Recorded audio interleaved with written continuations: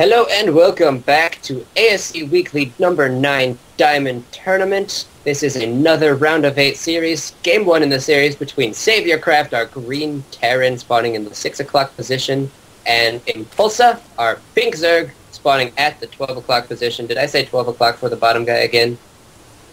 I probably did.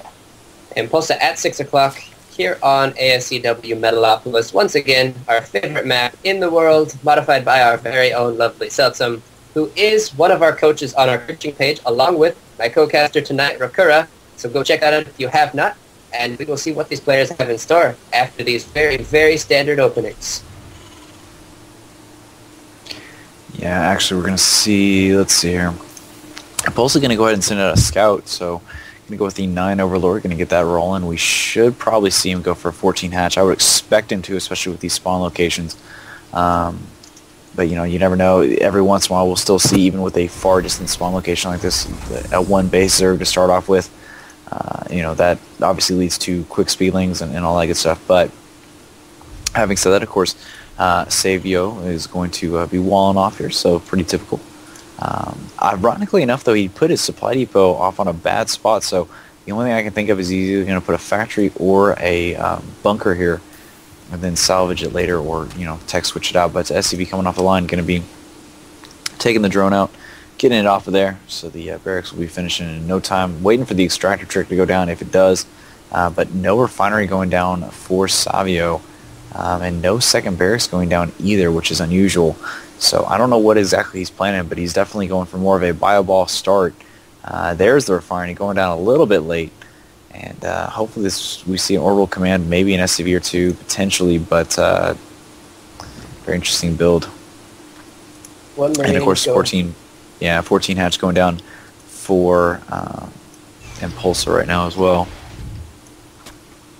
That it is a spawning pool. It has also been begun after that hatchery went down, so he is going to be focusing a little bit more on economy than on aggression in this game, and that is probably a smart decision considering he knows from the start that they are in cross positions. He doesn't have to waste any time figuring that out and then deciding if he wants to pool first or hatch first. And looks like we are going to see not much of anything interesting from our Terran player other than the fact that he only still has one barracks. He is building a bunker by the natural of Impulsa, which is a fairly common thing. That drone is favored against this SCV, so the SCV is going to not quite die as the drone pulls away at the last second. A questionable decision by our Zerg player there. He does have 2 drones out there now. Not quite going to get the surround and trap that SCV. As another Marine and an SCV come down, one drone turning into a spine crawler. The Marine is going to go to town on that. If SavioRCraft gets the chance to move his Marines forward a little bit, he is going to want to kill that as fast as he can, because once it gets up, that bunker's time is limited, and the bunker is going to finish. Those Zerglings not hitting the SCV, a little bit of a mistake, as they very well could have killed it, despite the Marines being there. The Marines would have killed the Zerglings afterwards, but they would have had enough time to kill that SCV. As it is, one bunker finishes, it's going to take down that spine crawler, and that is going to be huge for SavioRCraft here. Cancels at the last second. Very, very nice timing from Impulsa. This hatchery is, however, going to go down. There are some Zerglings up there, but that's not going to be enough. A couple more hatching, a bunch more hatching. Actually, he is building Zerglings. He wants to be able to break this soon. There is a second bunker up, however, and once those fill up, that is going to be a rather hard thing for Impulsa to break without banelings or roaches. It looks like his decision is banelings.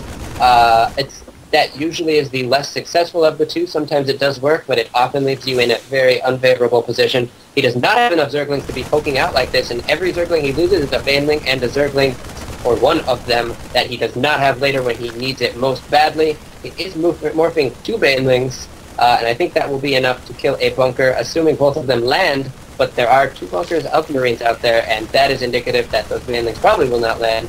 Well, he's going to have to move in the Zerglings first, and obviously speedling increases just started, which is terrible to have, but you can see the Banelings getting off just like that. Obviously you needed about 4 or 5 to really for sure get in here, but the Marines actually pulled out just in case, which was a little bit of a mistake. He almost took them out, but the big problem was that he didn't get the Zerglings out early enough.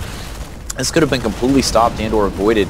You see him salvaging stuff right now. He did take out the SCV though, that's the more important, but unfortunately these Marines are going to take this expansion down. And that is not going to be good news for us, or for Impulsa. But Brewing's going to try to do what they can. Hellion now out, Blue Flame on the way. I mean, right now Savio has complete control of Impulsa, and is just going to continue that mile contain and just keep him there. But with Banelings out now, Speedling increase is done for the Zerglings as well. That's going to help out.